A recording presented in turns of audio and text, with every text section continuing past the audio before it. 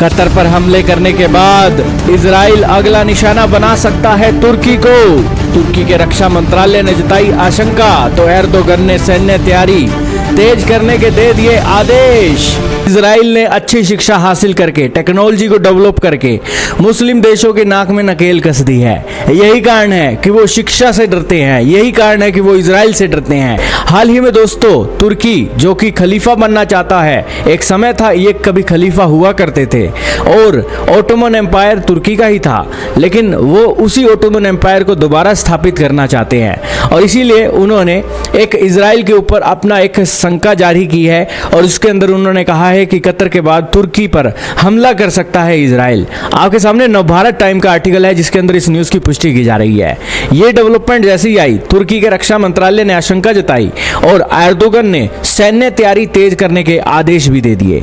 दोस्तों, कतर में हमास नेताओं के साथ जो बुरी बनी है वो तो दोस्तों मुस्लिम देशों के लिए एक बड़ा लेसन है ही, साथ में तुर्की के लिए भी ये एक लेसन है कि वो जो इजराइल को आंखें दिखाता है और गलत सही की पहचान किए बिना अपने धर्म के लोगों की सपोर्ट करने के लिए हमास जैसे टेररिस्टों को, जिन्होंने 1200 लोगों को, बेकसूर लोगों को बिना किसी कारण के मौत के घाट उतार दिया, उनको जस्टिस की टेबल पर लाने की बजाय उन नेताओं की सपोर्ट बुलाता है। वही कारण है कि उसका अगला नंबर ना लग जाए इजराइल की नज़र में। यही कारण है कि उसे डर लग रहा है। दोस्तों, चोर ने चोरी की होती है इसीलिए उसको डर लगता है, अगर चोर ने चोरी नहीं की तो वो दोस्तों डरता नहीं है। यही कारण है कि चाहे इजिप्ट हो, चाहे तुर्की हो, चाहे पाकिस्तान हो, ये सारे के सारे मुस्लिम देश आज डर रही हैं। क्यों डर रही हैं? क्योंकि इनका नंबर, उनकी उल्टी काउंटडाउन शुरू हो चुकी है। खैर दोस्तों, जिसने शिक्षा के एक दम पर अपने लिविंग स्टैंडर्ड को और दुनिया को बेटर प्लेस बनाने का एक जिम्मा उठा रखा है,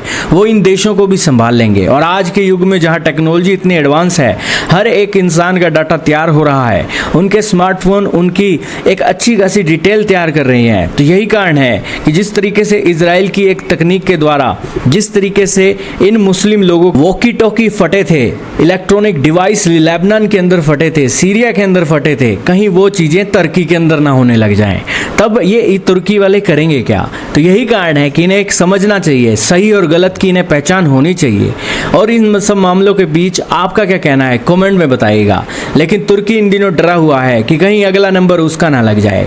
खैर, तुर्की आज सेना की ताकत में और पॉपुलेशन के मामले में इजराइल से बड़ा है और तुर्की नाटो का भी मेंबर है, लेकिन फिर भी दोस्तों इजराइल आज छठी का दूध याद दिलाने में तुर्की को एक सबक सिखा सकता है।